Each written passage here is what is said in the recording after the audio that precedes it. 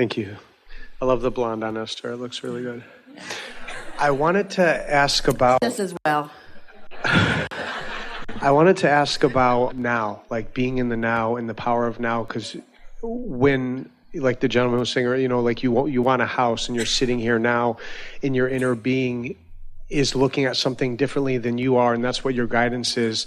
But how does Source see if you're sitting here in the now and you don't have money, or if you don't have the relationship and the negative emotion is present? I feel like there's such a inclination to, like, you got to get off of it. You got to get out of the fear. You got to find a high flying thought. But what is Source? What does your inner being feel about the negative emotions? Like, is it okay to... Well, your inner being isn't feeling anything about your negative emotion. The reason for your negative emotion is because you're focused differently than your inner being is focused. But we think that we can have a conversation that's going to solve this for you. In other words, your power is in your now, because this is where the junction of you and you is. The now is where you blend with your inner being to one degree or another. That's what now really is all about. It's how much of me I'm allowing to be here now. And the more of me that I'm allowing to be here now, the better I feel, because that larger part of me feels wonderful all the time. And so the power of now, really, if you could understand that it's about connection and alignment and receiving mode and nothing else. Here's another piece that we want to give to you. We haven't talked about this before. And it's what you're asking for. It's the leading edge thought that this gathering has brought us to. And we want you to relax and take in what we're going to say to you next. There is no future. There's only now. Because you can't think in the future.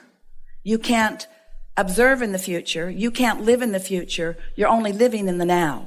You're living right now. Now you can anticipate what's coming next, or you can remember what came before. And you're doing that all now, of course. But we really want you to feel that now is all we have. Any of us. If you can focus with us and really feel what we're saying to you, it will make you stop worrying about getting old, because everyone's in the same place now.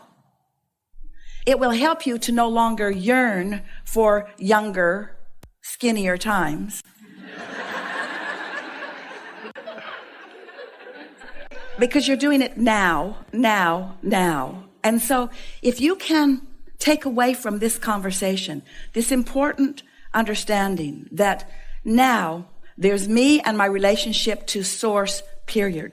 There's me and me allowing myself to be in the receptive mode, which is, that sweet spot that I want to be in, because then I am allowing the absolute continuum of my life experience just the way I intended it. My broader viewpoint and my human viewpoint have converged magnificently, and now we are romping forward in this moment together. Sort of following it? Now. So, our earlier conversation about that feeling of freedom, the freedom to be in complete connection with who I am. So what is compassion? Compassion is me and my physical humanness, in my now, involved in whatever I'm involved in, and feeling about it the way Source feels about it. So take it.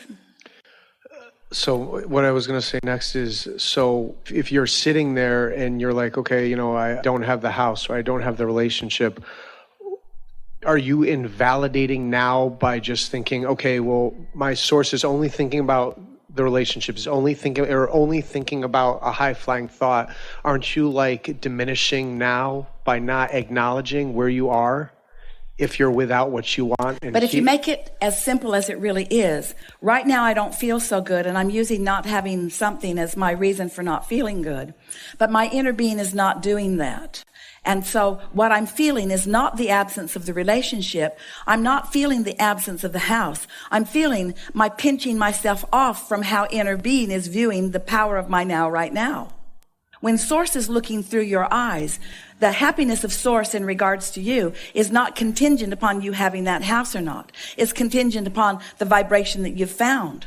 But when you make it about the house, then you do something that Source isn't doing. So you separate yourself from Source and you diminish your power. And now you're not in the receptive mode, so you don't get the right ideas at the right time in order to get the house. Most humans are doing it in a sort of backwards way. Give me a better condition and I'll have a good feeling response to it. And Source is just always feeling good, which means conditions are always improving. And so when you flip it, when you realize that if I can find the freedom that only comes from feeling good anyway, no matter what, then the ideas will come in order to accomplish whatever it is that I need. But if you need the house to feel good, you can't get there. If you feel good, the house must come.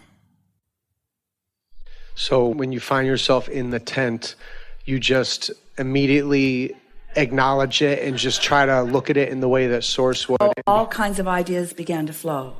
All kinds of ideas began to flow. First, this wonderful people that travel with Esther and for these events got everything arranged in a comfortable way, making sure that there was accommodation for all of you. And then the consideration about what to do about the heating and cooling. It's something that's sort of manually operated. In other words, everyone sort of jumped into place. Everyone's walking around with headphones. We do not believe that this hotel staff has ever been so attentive to anything ever than the power of the desire that was offered from everyone that was involved, and feel how things are sort of beginning to come into alignment. The tent doesn't seem so bad now, does it? There's an occasional motorcycle, and the man on the mower is bound and gagged and in the bushes over there.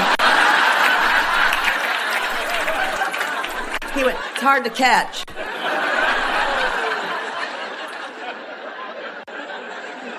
Thank you. So did we get there? Yeah. So when we say to you that there is no future, sit in it and feel it with us for just a moment, because you can't be in the future. You can only be now. Now, now, now, now, now. And in your now, there are only two choices: alignment with broader perspective or not. Some lesser degree of alignment. This helps you get your priorities straight. You can't be other than now, but you do have choices about how you feel. But so many people are regretting the past, trying to relitigate it, and in the process, messing up their now. Or they're worrying about the future, and in the process, messing up their now. Where if you were simply and singularly just wanting to feel connection with your inner being in the now you're consistently in the receiving mode. And now is so delicious as it yields and yields and yields and yields and yields to you things that most of the world calls magic, that you come to accept. That's just the way my life goes. This is just how things work out for me. Everything is always working out for me. No matter what my perspective of it is, things are always working out for me, because that is the way that it is. You can't get it wrong, and you never get it done. And it's all happening now, now, now, now, now. So when you accept it as your responsibility or your choice or your gift or your lovely option of choosing freedom or bondage, choosing to feel good or bad, choosing to feel a little better or choosing to feel a little worse, as you strive for the way the Source within you is looking at something. Esther said to herself this morning, and she's been saying it over the last few days, it's not possible for bad things to be happening to me. It's not possible for anything other than well-being to be happening to me. So no matter what's happening, it's well-being, whether I can see that it's well-being or not. And that's the thing. That makes some of you say, oh, well, Abraham's just trying to get us to be delusional. They're trying to get us to ignore what's really going on and pretend that it is a way that it isn't. We're not asking you to pretend that a way that it isn't. We're asking you to try to see the way that it really is.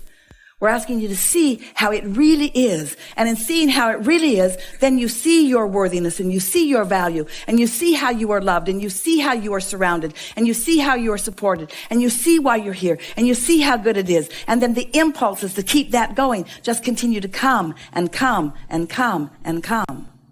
So by seeing how it is, it's when you're sitting in the worry or sitting in the fear, by just... And tell us what that really means. Sitting in the worry or the fear, what does that really mean? It's guidance. When I'm feeling worry or fear, what am I doing? See, that's where the self-judgment comes in, is knowing that you're not looking at it in the way Source is looking at it. Here's the thing. Source is adoring you, whether you are or not. And your not liking yourself is the very evidence of the way Source feels about you. Negative emotion is evidence that Source feels differently about. So if you're looking at yourself in a negative way and worrying or feeling judgment casting judgment on yourself.